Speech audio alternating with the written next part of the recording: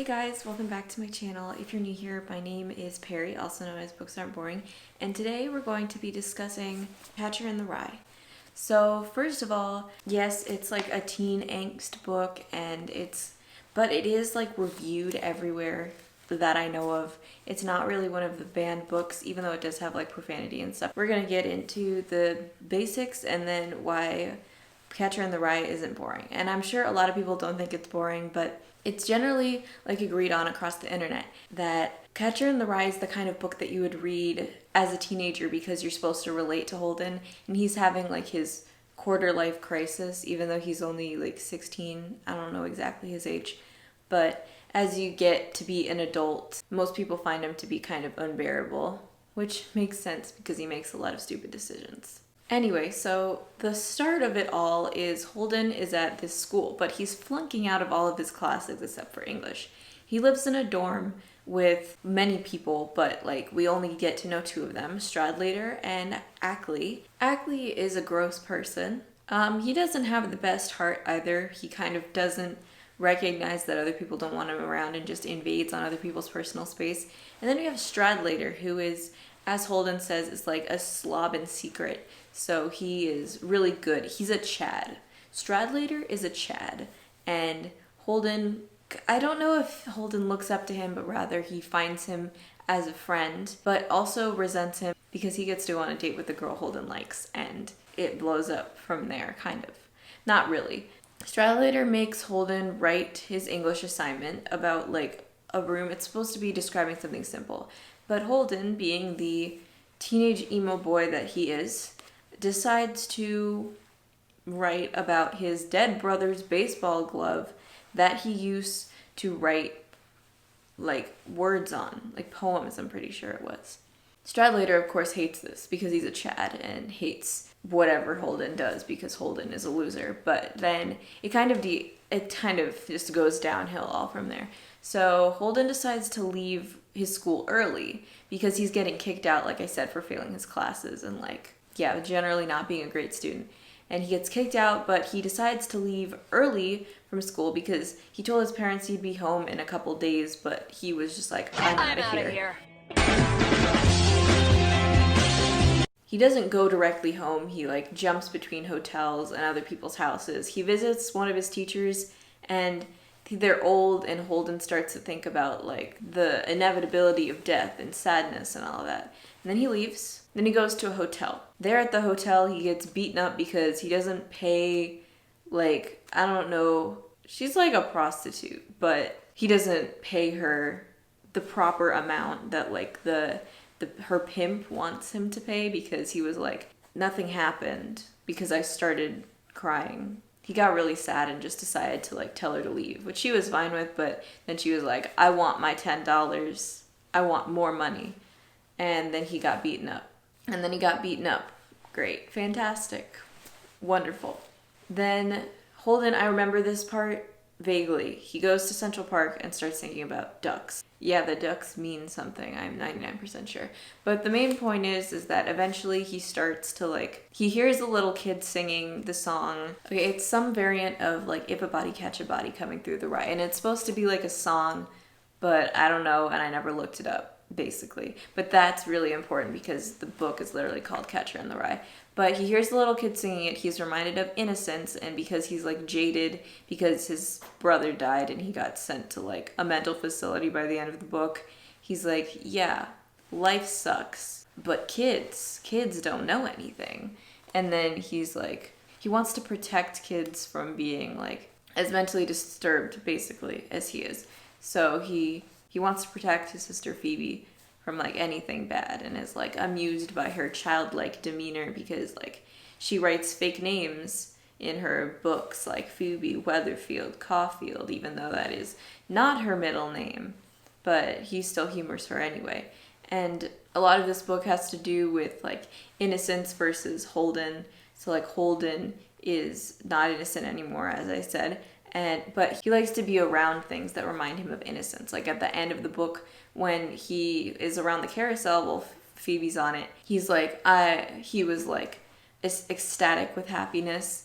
Obviously, that ending's up to interpretation, but personally, I think that he like basically went manic. I can't describe it, but yeah, he just went from like total devastation to like being elated beyond belief, and that change in mood is definitely not exactly normal. So obviously it wasn't just happiness, it was something more than that. But he was elated when he saw Phoebe on the carousel because that reminded him of his childhood. He likes to think of the museum as a place of like childhood because it never changes while he changes, except near the end when he starts like visualizing all of these negative words on the walls of the museum and like other places, and he's like, oh my god, the world's closing in around me, and like his places of innocence start to not be so innocent anymore. And that's when you can see his mental health decline.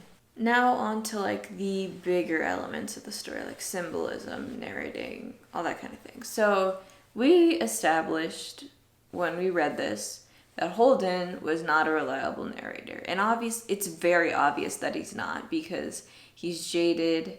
He doesn't really talk about his actions on other people. He specifically hates people, so his perception of them is twisted as opposed to what they might actually be like. Of course, like, his brother died, so he thinks that his brother, Allie, I always think it's Alice, it's Allie.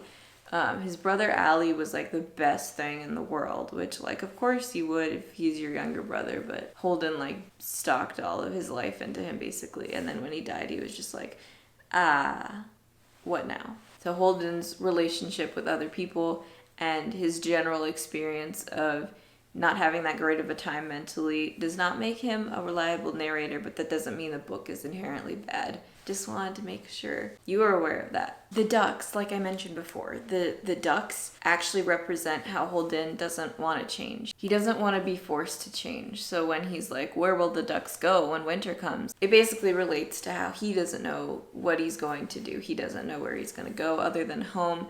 But even then, he doesn't really want to be home. He doesn't want to be where he's going. He doesn't want to be, basically. Now that's deep. As for why the book's not boring, well, it's kind of got it all. Angsty teens, swearing, of course. If you're like a sophomore in high school and you're reading this, you're going to be like, oh my god, they get to swear? Amazing. And it becomes your favorite book. Or you hate Holden, but none of the people I really know hated Holden. There's so many symbols of like youth and losing youth in this book that also many people can probably kind of relate to it in a way, because they give you it at a time in high school when you're supposed to be like discovering yourself and all of that.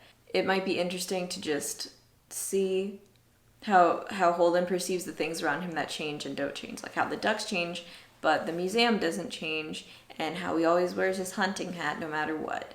It's nice to like theorize about what's really going on inside of Holden's head, because we never really get to see what he's thinking. It's always hidden behind a layer.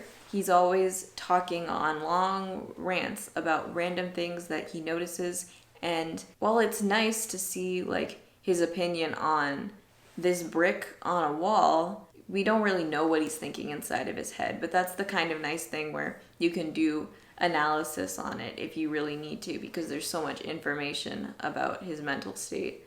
Like, he constantly lies to people. He only trusts like 3 people in his life, because everyone else has not necessarily hurt him, but like they don't trust him, so he doesn't trust them. At the end, when people tried to like commit him to basically a mental institution, he's writing this in a rest home, so you can just imagine it's like a mental institution, I guess. We can see why Holden doesn't trust anyone, not only because of like his past experiences with them, but you can also imagine like he probably has some sort of paranoia because of all of his experiences and then the mental issues that coincide with that and stuff. I'm not going to necessarily say that it's nice to read a book that you can relate to the main character on, but the main character in Catcher in the Rye is definitely more relatable than most other protagonists, because he's actually a teenager and not like a 6-year-old kid or a 30-year-old man. So I'd say the in-between is pretty nice, even if it's a bit exaggerated, because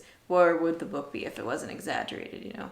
I don't have too much other to say about Catcher in the Rye, because it's the kind of book that it's easier to just experience it. It's not super hard to read.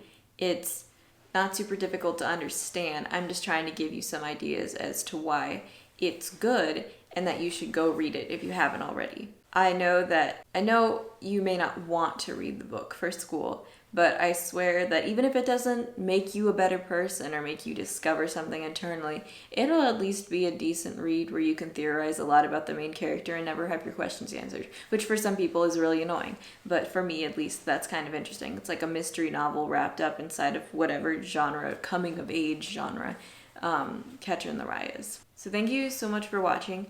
If you would like to see one of the plays that I've had to read, because we haven't gotten to return our books for school yet, so I still have a play that we read. It's called Raisin in the Sun. It's actually pretty interesting. It's a little bit like Death of a Salesman, but not at all, you know. If you want me to review that, please let me know, because I literally have it like right there and I can do something on it real quick. Even if nobody responds, I'm probably still going to do it anyway, because it's pretty interesting and it's one of the books that I actually have in my possession, so I don't have to go to the library to get it. If you like this content, please like the video and subscribe to my channel for more videos like this. Bye!